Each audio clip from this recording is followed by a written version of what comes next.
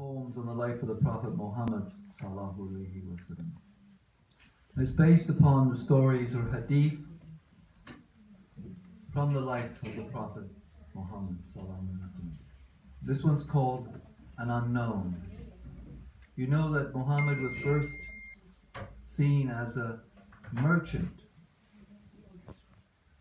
and there's a story that when a friend of his died, he laid in that man's grave,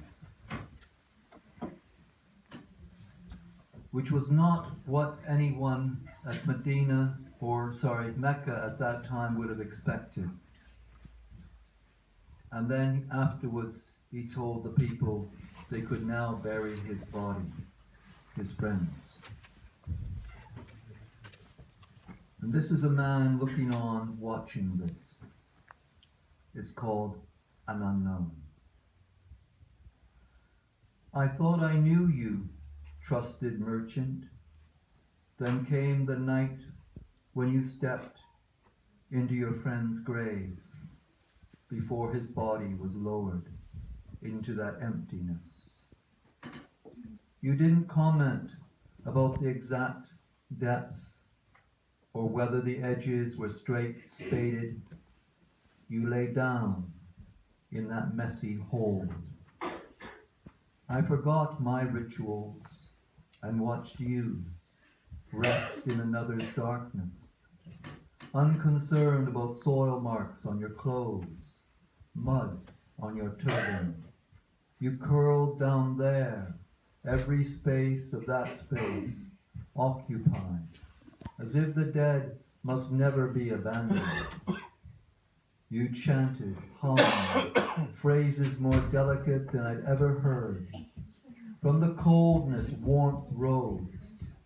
When you climbed out under our torches, some rushed forward. I was speechless. Thought I knew you, but your unknown was more sweet than the knowing.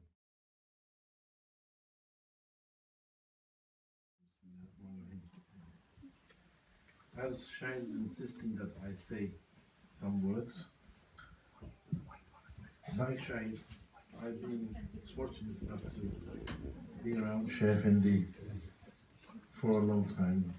Maybe I'm one of those people that need more time to get something through to me.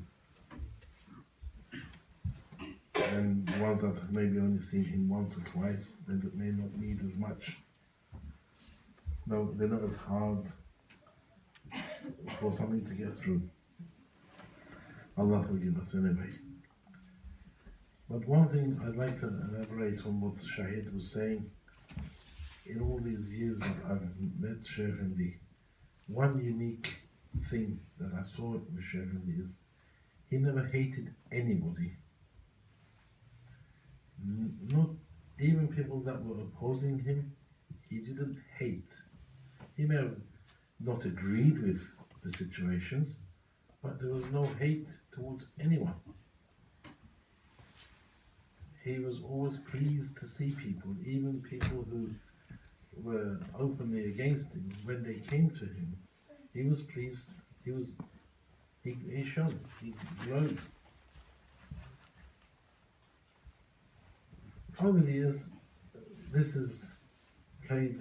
What is this speciality that Sheikh Hassan is loving?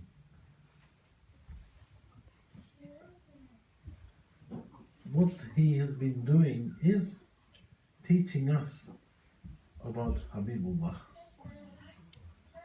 Rasulullah ﷺ is the only one with the title of Habibullah. No other prophet is called Habibullah. No other. I'm going a bit sinner. I think I can't find the words. There's no other understanding, I should say, in any other culture of this Habibullah.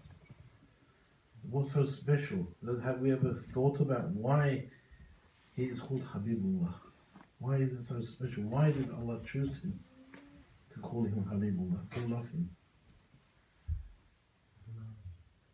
And a humble understanding, how can we love Allah? If Allah loves Habibullah, then our closest way of following Allah's way is to love Rasulullah.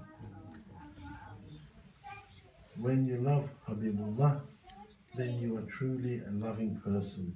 You shouldn't be able to hate anyone, none of Allah's creation or creatures, because we can only understand or get some kind of a fahm of Allah from His creation.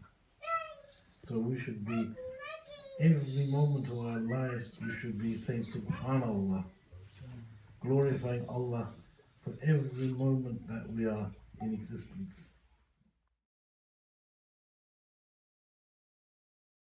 For us, these are just words, but we can see it with Sheikh Nazim. He once gave me an order.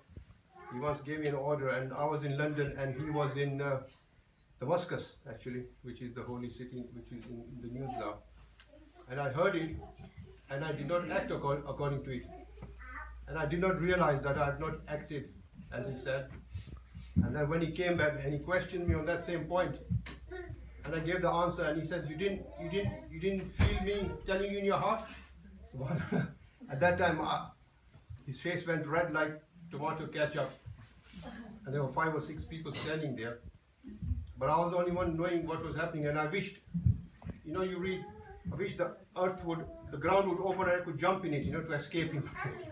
I really had that feeling. And you can't express that unless, and he was staring at me and said, "Did you not hear me saying something?" And I said, "Now I know," he was telling me. But not only he was sending a message, but he knew that he had sent a message, and that this foolish person is not listening to my message and my order. He even knew that. So, and nobody could have told him, because he was in Damascus and I was in London. And that was not the only time. There were other times as well. He said something in your heart, sometimes you think you've heard him. But yeah, there are words without sound. And when you hear about them in the books, you think yes.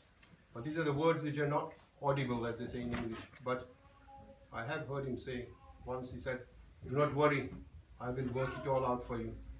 And that was another strong experience as well.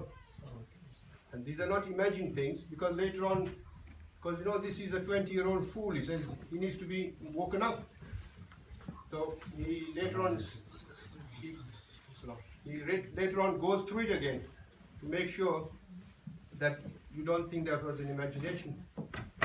And we were never stopped from being amazed.